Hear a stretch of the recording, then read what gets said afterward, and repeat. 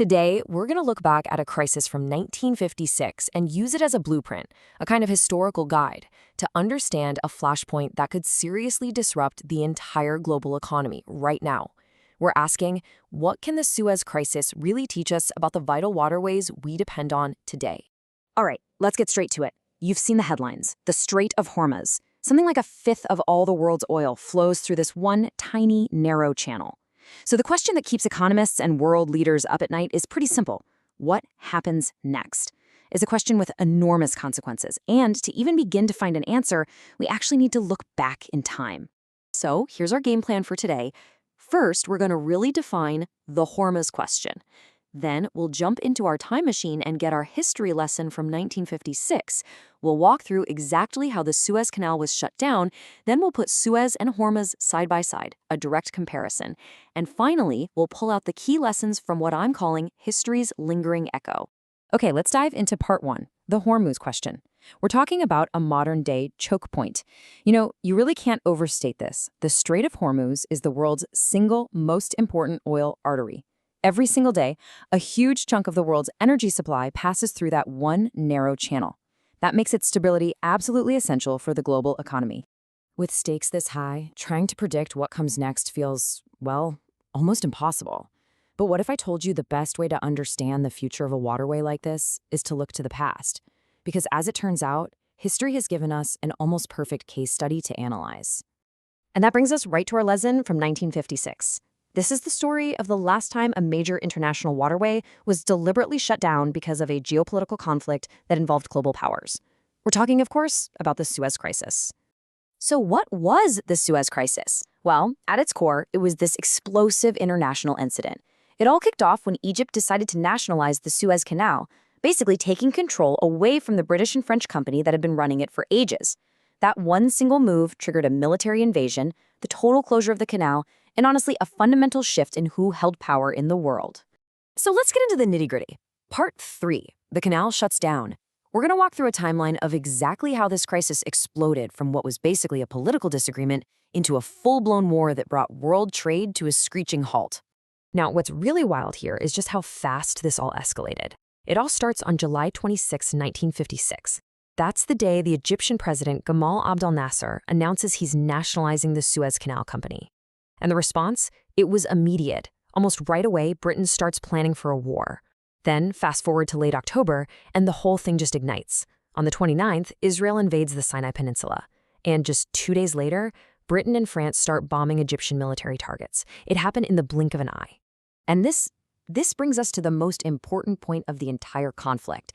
In response to this coordinated invasion, Egypt took a really dramatic and decisive step. In early November, they physically blocked the Suez Canal. And I don't mean a paper blockade. They literally scuttled their own ships in the channel, creating an impassable barrier and shutting down this vital global artery. Just like that. The actual fighting on the ground was pretty short-lived. On November 5th and 6th, British and French forces landed. But the international backlash was immense. Both the United States and the Soviet Union, the two superpowers, applied intense pressure, forcing a ceasefire by November 7th. The invading forces were out of there by late December, but the damage was already done. It took all the way until April of 1957 to clear out those sunken ships and finally reopen the canal, this time under complete Egyptian control. Okay, let's move on and see how this all connects. Section 4, Suez versus Hormuz, a tale of two choke points. Now we get to take the blueprint from 1956 and use it to analyze what's happening in the Strait of Hormuz today. This is where that historical comparison becomes incredibly useful. And this table just lays out the key questions perfectly. Let's walk through it. So, the trigger at Suez was nationalization. For Hormuz, we have to ask, what would it be? A direct military attack? A political dispute? Something else entirely? Then you have the key powers.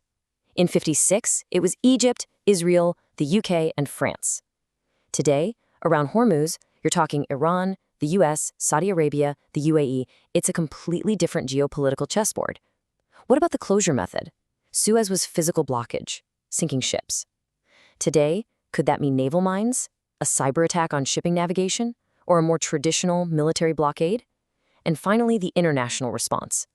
At Suez, pressure from the two superpowers was decisive. But in today's world, with more players, how would nations like China, Russia, or the EU react? You see?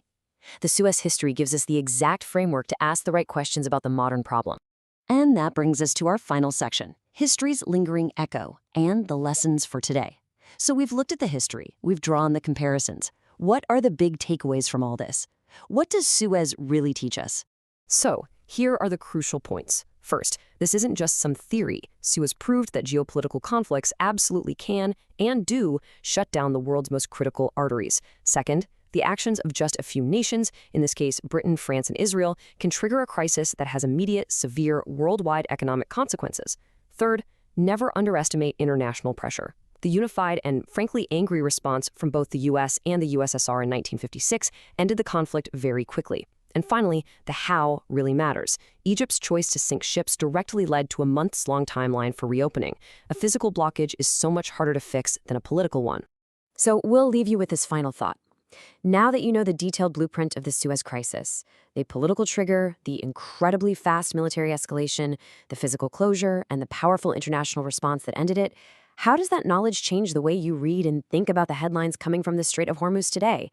History gives us context, and in this case, a very powerful one. Thanks for tuning in.